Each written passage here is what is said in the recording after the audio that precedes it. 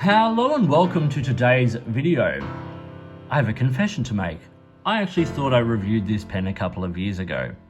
This pen is the Stipula Etruria Gorilla. Now, I swear I did a review of this. I remember filming it. I even found my old notes, but it is not anywhere to be found on my YouTube channel.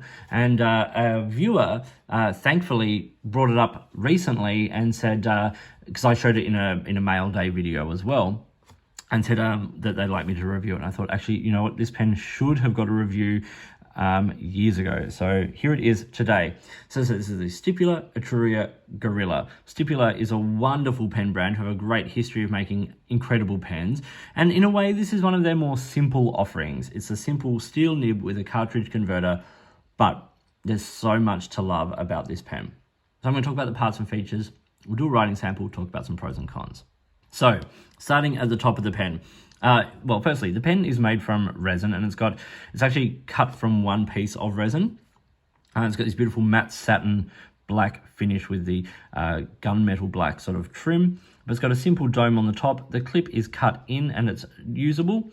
It's got this 4 center band sort of pattern there. You still step down onto the barrel. On the barrel, we get Stipula Firenze, made in Italy, cut into it there. The body sort of swirls out and then tapers down to a lovely ring and then this beautiful domed end. This pen is a very striking pen. You've also got the Stipula logo there just on the clip. So it's a beautiful pen. It is a screw cap and it comes off in about 1 1/4 turns. You get some smooth threads and then a satin section that tapers quite considerably, little flare up, and the steel nib, which is quite a beautiful nib. It's got some lovely patterning on it there. It says Stipula and then Firenze, and then there's the plastic feed. Now, I said this is a cartridge converter pen. You unscrew the body and you get the converter, Standard International, which I really love. So, simple, elegant pen, beautiful pen, but absolutely stunning and a little bit different. For the size comparison today, just showing it alongside the standard Lamy Safari, or my Frankenfari, made from the parts of many Safaris. You see it is a little longer there than the Lamy Safari. It's not an oversized pen, but it definitely is a large pen. Uncapped, it actually comes in about the same length as the Safari. It's got a slightly longer nib there, the number 6 size nib, but the body of the pen is a little longer on the Safari. But if we line them tip to tip, they're actually very, very similar length. And then posted, the Stipula comes out longer. It's a big size pen. Like the Safari is not a small pen, but the Stipula there is considerably larger. So what are the dimensions of the Stipula Etruria Gorilla fountain pen? Well, it's 149 millimeters when it's capped. It's 131 millimeters when it's uncapped, so it's a pretty decent length. I would be surprised if there are too many people who couldn't write with this pen unposted. It does post, and it posts relatively securely, but becomes quite long at 173 millimeters. But the balance isn't too bad in that format. It's a nice sort of lightweight pen. The pen weighs 29 grams, 16 in the body and 13 in the cap. So while you are putting a considerable amount of weight on the back of the pen, the size of this pen doesn't put the balance out. The grip section is 10 millimeters at its sort of most narrow point, and around the cap is 16 millimeters. So as I said, definitely not a small pen. Okay, let's do a writing sample now with the Stipula Etruria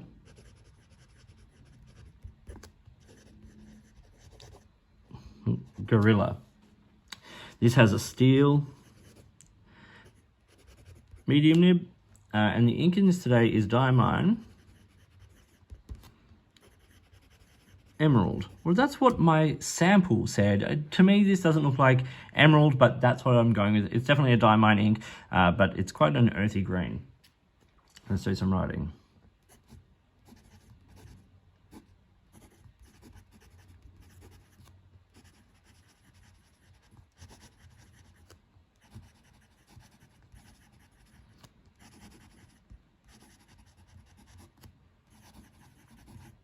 Okay, a little bit of a hard start just there at the top.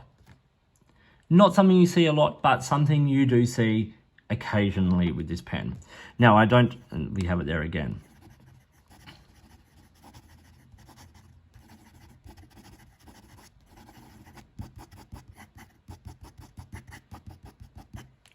So in that fast writing sample, you can see there are moments where we get skips and little hard starts and things. As I said, doesn't happen a whole lot in everyday writing, but fast writing is where it really starts to show some of those flaws. In terms of wetness, I wouldn't say it's a particularly wet pen. It's certainly not dry, but it's not super wet. It is not a flex pen. You can squeeze a tiny bit of line variation, but do so at your own risk. Reverse writing, it's scratchy, but you can get a couple of words out before it dries out. So some hard starts, not a whole lot, but occasionally just the odd one. So the Stipula Etruria Gorilla retails currently, I've seen it down around the $200 price.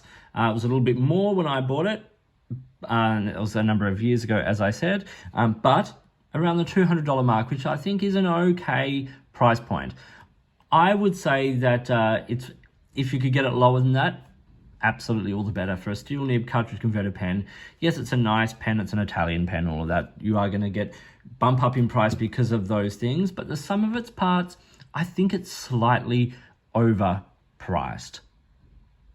So what are the pros and cons? Okay, firstly, with the cons, it has a tendency to occasionally do little hard starts, just particularly at the start of like if you haven't written with it for a few seconds, that first stroke, just sometimes. I also think it has a tendency to dry out. If you leave this pen for a couple of days, the seal on this pen, and I've noticed this when I've cleaned it, is that the seal around the threads, perfectly fine.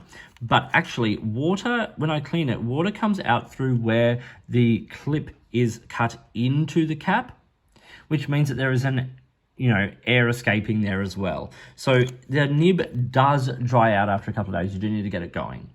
Occasionally, that's what I have found. The other issue I have with this pen is that it's got slightly odd dimensions in the hand. Now, if you look at the section here, it tapers quite a lot, and it tapers right down to this point down here. So near the end of that section is where your fingers will naturally sit. And that's quite narrow in comparison to the rest of the pen. And because of that, you feel like you're pinching. You're right on the edge of the section there. For me, if it felt comfortable to hold slightly further back, it would be great. But it feels like your fingers want to move down to that point in there, which is just a little bit far down the section for me and a bit pinchy for me. So it's got a slightly odd dimension because it's not a small pen, but it feels small in your fingertips because of that.